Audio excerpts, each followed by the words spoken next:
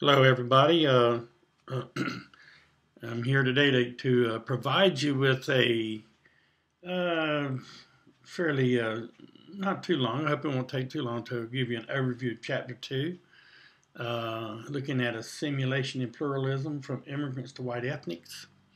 Uh, in general, in my reviews, I don't really discuss the substantive materials, historical materials, so much as clarifying the concepts and some of the theories in this chapter. Uh, let's go ahead and begin. This chapter starts out by making a distinction between assimilation and pluralism, and they tend to be opposites ends in terms of theoretical logic. Assimilation is a process in which formerly distinct and separate groups come to share a common culture and merge together socially. As a society undergoes assimilation, differences among groups decrease. So you can imagine what this is getting at, that as groups come together and begin to live together, they begin to assimilate. And over time, the cultural differences will disappear. And for Milton, for example, the end result, the final end result in ideal fashion is intermarriage among members of the various groups. Pluralism, on the other hand, exists when groups maintain their individual identities. In a pluralistic society, groups remain separate and their cultural and social differences persist over time. Uh, we've seen both of these forces at play in our society. Assimilation theory as policy, and yes, many of our sociological theories and concepts end up becoming governmental policy, so they do really truly impact the real world, so to speak. But assimilation was the official policy of the United States from the almost over the last 2 centuries. To assimilate groups that were coming, especially in the 19th century. That groups coming to America from Europe and other parts of the world were expected to assimilate to the dominant culture. That is, to assimilate. They had to assimilate in order to become successful to the established culture of the time, the culture and lifestyles of the dominant culture, which was, for the most part, all European, right? Basically. But as America began to establish itself, people who did come were expected to assimilate. This was not always an easy process, and as we're going to quickly see, it was not a. In theory, it sounded great, but in fact, it didn't really work out as well as it was predicted. On the other hand, pluralism seems to be at the fore today, and since the early 19 or late 1970s, early 80s, our society began to wane in terms of the melting pot theory that people and policies in terms of people having to assimilate to American culture in order to become successful and to take part in the society. Two factors. One was increasing immigration from the outside and the continuing growth, what we call the browning of America. And it's headed towards, by mid-century, the white ethnic groups will be a numerical minority. So those two processes have had a big impact on moving away from assimilation as governmental policy and more towards multiculturalism. And multiculturalism is a movement to address some of the wrongs, I guess, of assimilation policies. That we can live together, but live together in our differences, and we can celebrate our differences. And I'll have more to say about the rise of the pluralist perspective in the United States, and now it tends to be the official policy is multiculturalism. We can share each other. We can share the same national identity and yet still retain our differences. So for many white ethnic groups, it's the hyphenated self, if you will, identity. And this became very popular in the 1970s with the advent of Alex Haley's book Roots, and then the TV series really launched a popular surge towards finding one's ethnic roots, and even many of the white ethnic roots that, from the assimilationist theories perspective, should have been should by then have been fully assimilated. So for assimilation theory, people aren't supposed to go backwards; they're supposed to meld and lose their cultural distinctions. But after the Alex Haley's successful book and TV series, even many of the white ethnic groups began to reclaim their hyphenated national identity. So the Irish Americans, Polish Americans, German Americans, Italian Americans, Mexican American, and many other, African American as well. Certainly African American, because the book was based on Alex Haley's tracing his roots back to Africa, and Native Americans as well. So there was a big push then towards a pluralistic vision for American society, not just because of Alex Haley, but because that was one factor that played into popular culture, if you will. But then the growing immigration in the United States, the growing browning of America, really has reinforced the pluralistic perspective in our country. Two types of assimilation. One is called on page 444, the melting pot theory of assimilation. It's a process in which different groups come together and contribute in roughly equal amounts. That's the catcher. To create a common culture and a new, unique society. People often think of the American experience of assimilation in terms of the melting pot. This view stresses the ways in which diverse peoples helped construct U.S. society and made contributions to American culture. The melting pot metaphor sees assimilation as benign and egalitarian, a process that emphasizes sharing and inclusion. But it's not a very accurate description of how assimilation has worked out. For many minority groups, some groups, especially the racial minority groups, have been largely excluded from the melting pot process. So, for the better or worse, as the book says, it kind of reflects a European bias. It also is biased towards the European immigrant experience, more so than it is for the racialized minority groups. And the text and I will also help to uncover why that is. But really, the clincher is the notion of equal sharing, and as stated, the racial minority groups, because they were forced into minority group status, really didn't have an opportunity to equally, on equal footing, to contribute to the American mosaic. And it didn't reflect a sort of egalitarian, open sort of process. The racialized minority groups were actually forced, involuntary minority groups that were forced into that position. It was not a choice that they had made, unlike many of the Western and Eastern and Southern European immigrants did. We'll be talking more about that in the near future here. So there's been development of another theory, and it really reflects also the white ethnic group experience in reality, and that was called Anglo-conformity theory or Americanization theory. Anglo-conformity says that rather than an equal sharing of elements and a gradual blending of diverse peoples, assimilation in the United States was designed to maintain the predominance of the English language and British-type institutional patterns created during the early years of American society. The stress on Anglo-conformity as a central thrust of American assimilation is clearly reflected in the quote from President Roosevelt that opens this chapter. Many Americans today agree with Roosevelt. 77% of respondents in a recent survey, the overwhelming majority agree that the United States should require immigrants to be proficient in English as a condition of remaining in the United States. And interestingly, 60% of Hispanic Americans also agree with this statement. We should note that the apparent agreement between whites and Hispanics on the need for immigrants to learn English may flow from very different orientations and motivations.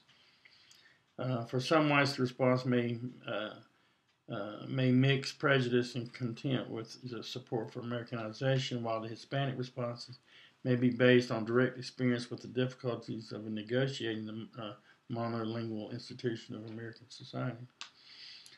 But anyway, under the Anglo-conformity theory of assimilation, people were expected to, even the white ethnic groups were expected to assimilate. It was the policy at that time for all groups coming to the United States. So this spilled over also with the racialized minority groups as well. The expectations to assimilate.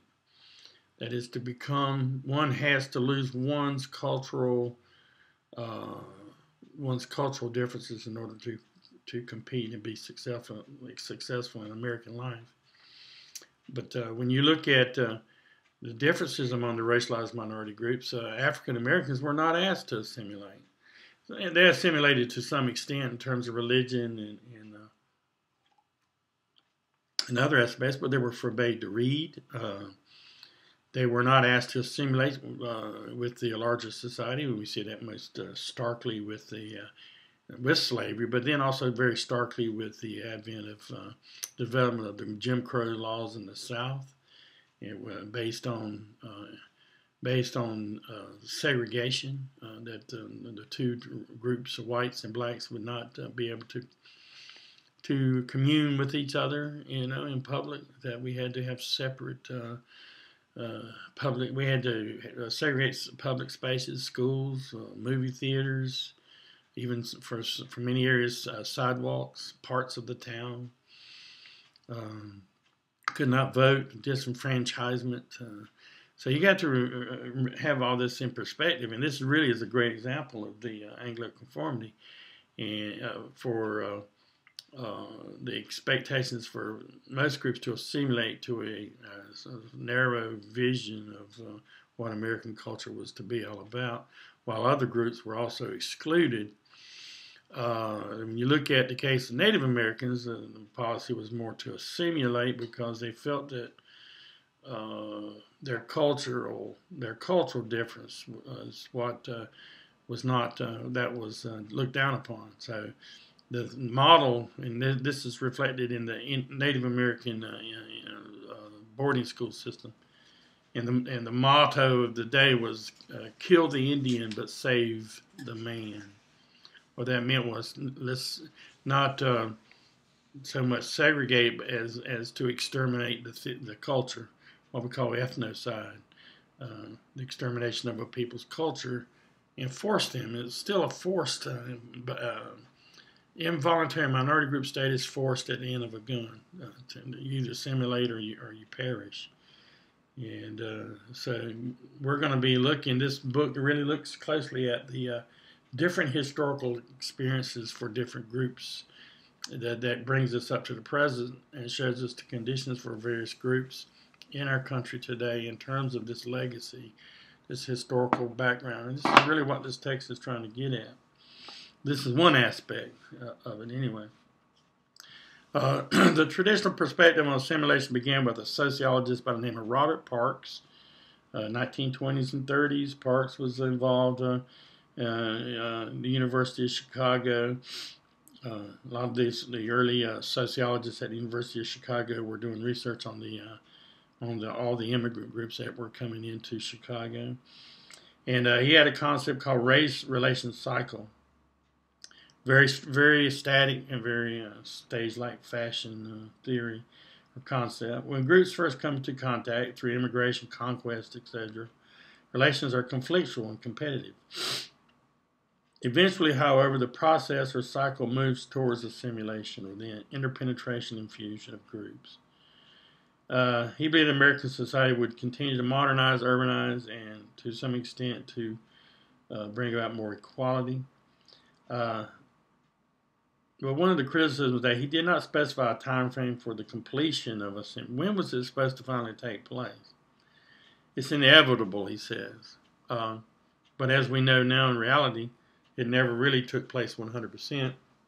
And there's been a reverse. So that now, under multiculturalism, pluralism, assimilation is really, now there's still aspects such as learning English. There's still certain expectations, cultural expectations for people to assimilate to some degree. But his theory was again criticized because it never gave us a timetable. When will the assimilation be complete? And so he couldn't answer that question. It never really was fully complete. The next theorist that took up with Robert Parks' notions and some of the unresolved questions that left by Parks was a man by the name of sociologist by the name of Milton Gordon. He made a major contribution to the theories of assimilation in his well-known book, Assimilation in America, 1964. And Gordon really sort of developed a little theoretical model dealing with assimilation. More so, it went a little further than Robert Parks. But his theory was also haunted by this notion of everything going into a neat stages, from total difference over towards full assimilation in society, stage-like fashion. So it was problematic. But if you look over on page 47 at exhibit 2.1, let's walk through the logic of Gordon's theory. At stage 1, we call this Milton Gordon called this acculturation. In the process, the group learns the culture of the dominant group, including language and values. So when the group arrives, immigrates, or if it's put into even conquest, the first stage is to acculturate to the dominant culture. The people in the families, for example, will learn the American culture, especially learning the language and then the value system. He says in the second stage, we have what's called integration into the system. This happens both with structural assimilation and with structural assimilation. At the secondary level of structural assimilation, members of the group enter the public institutions and organizations of the dominant society. So this really logically follows. So first of all, groups come over there, acculturate to the society, learn the culture, the language, which is very much needed, the values. In the second stage, at the A stage, within the second stage, integration, structural assimilation. At the second level, so from there, then the members begin to enter into the public institutions, the schools, the churches, and other organizations of the dominant society. Then at the B stage of part 2, at the primary level of structural assimilation, then members of the group entered into not only, at first they've moved into the started schools, going to the churches, other organizations, and then in part B, primary level, members of the group enter then into the cliques, the clubs, friendship groups of the dominant society. Like kids entering school began to make friends with the members of the dominant group, the cliques, the clubs, joining the clubs together. He says in the final stage, he calls it intermarriage, marital assimilation. It's the final stage for Gordon. Members of the group marry with members of the dominant society on a large scale. Large-scale intermarriage, and so in a sense, instead of talking about one dominant culture, it's a hybridized culture, if you will, made up of all these various mixtures of folks, but it was still based on assimilation to the dominant culture. So it makes, if you read this and study this, it makes sense. When we talk about structural assimilation, we will be able to distinguish that from cultural assimilation. Structural assimilation means the structure coming into the being assimilated to the structures of the society, such as the institutions of the society, the organizations of the society, school, work, religious institutions. That's at the structural level. The occupations, right? And it goes through this very simplified, logical, step-like fashion. From when the groups first acculturate, learn the language, and then they began to enter into the dominant institutions and public institutions, organizations, school, work, churches, and then from there they get on the primary level. They begin then to make friends, become members of the clubs and the cliques, and make friends with the dominant group. And voila, in the third stage, there's intermarriage. So that intermarriage is for Gordon the final test of assimilation. So that's Gordon's theory. It was really a dominant theory for a long time. As I said, that it was too simplistic and did not recognize that the assimilation wasn't working out that well. People tended to still not intermarry that much. There was segregation laws, and people were discriminated against, and so it never really did fulfill itself as a theory. Makes logical sense, but it didn't really work out on the ground, so to speak, to reflect its usefulness. To some extent, it does. I mean, when you look, we certainly know that groups go through some of these kinds of processes. The intermarriage one is probably the one that's least fulfilled in terms of marital assimilation.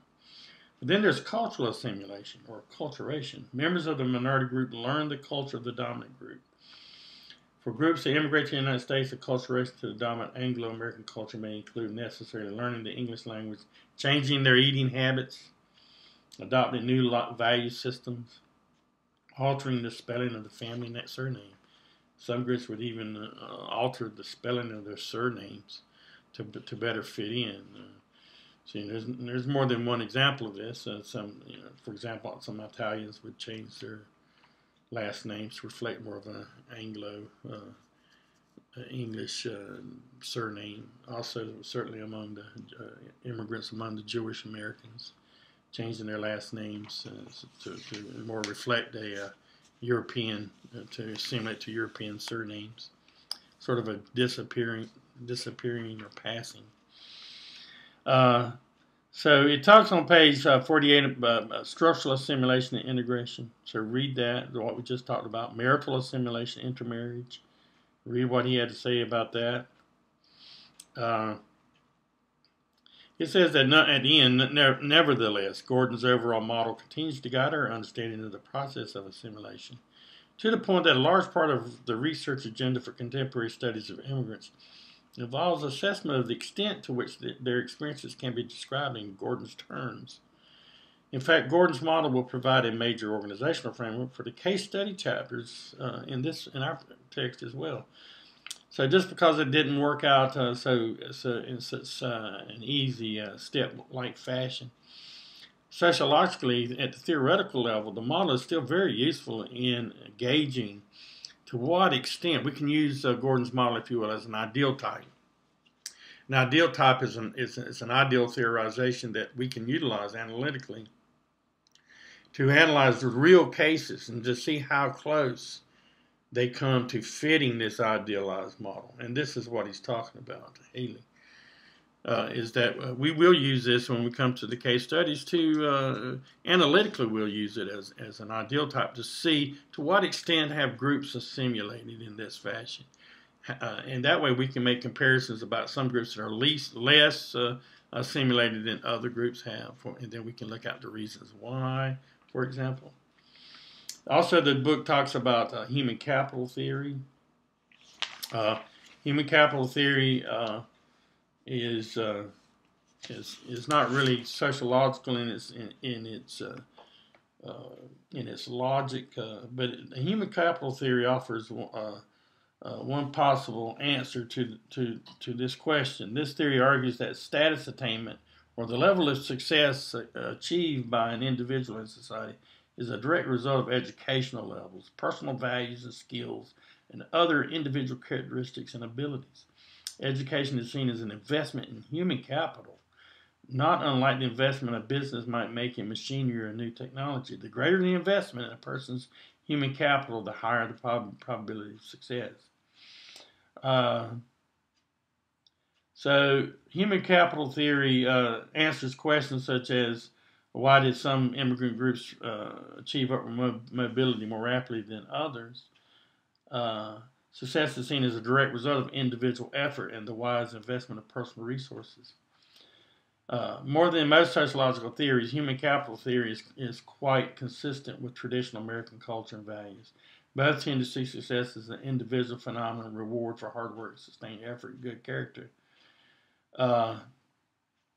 Both tend to see assimilation as a highly desirable, benign process that blends diverse peoples and cultures into strong, unified wholes. A final judgment on the validity of the theory would be more appropriately made at the end of this text, but you should be aware, and this is the main point, the major limitations of the theory from the beginning. It has some really stark problems. First of all, as an explanation of minority group experience, human capital theory is not so much wrong as it's totally incomplete. In other words, it does not make account of all the factors that affect mobility and assimilation, many of the macro structural features of society. Second, as we shall see, the assumption that U.S. society is equally open and fair to all groups is simply wrong. We will point out that other strengths and limitations of this perspective. As we move through the text, we will look at further limitations. One thing is that it's not very sociological, so it's not as useful for sociologists looking at large social phenomena. It's just not that kind of generalizable theory. The other big problem is it has this sort of political bias that fits well with the notion that people either make it or don't make it by pulling up their own bootstraps, one person at a time, which is an extremely naive view. It really does not take into account any of the structural factors such as slavery, segregation, forced assimilation, some of the negative things that we're going to be confronted with in this textbook to explain why people have not been able to do as well as others, and certainly does not look at the whole issue of class inequality in society and wealth inequality. All of these are large, going back to C. Wright Mill's sociological imagination, these larger social forces that impinge upon people's abilities to compete or to be successful at an aggregate level, not individual to individual, but looking at large groups of people. Now, that said, human capital theory is useful, and I even stress it to many of my students, that one of the, at an individual level, for example, in getting through college and looking for professional jobs, one has to put cultural capital, it takes more than just economic capital, it takes cultural capital. And that's what students are learning in college. One of the things you're picking up is cultural capital. Once you get your degree, you should be, all other folks at the same level, you should be able to discuss with other college graduates in occupations requiring a degree, because you've been exposed to all the literature, the history, the sciences, and so you have that cultural capital. You're familiar with these topics that may come up at a dinner party, for example. Think about a high school dropout in that same situation. They would not be able to converse on the level of college kids, college graduates, in terms of things such as the subject matters that they have studied. That's also the whole notion of making, the importance of networking. All of this is based on one's ability to communicate and at a level that's sufficient for that occupation. So we'll let it rest for a while, but you'll certainly see it again. Chapter goes into then goes to talking about multiculturalism and the pluralist society. We're talking about types of pluralism on page 51. Guys, I'm going to stop this particular segment 1, and I'm going to segment 2 because of the length. Okay, I'll talk to you real quick.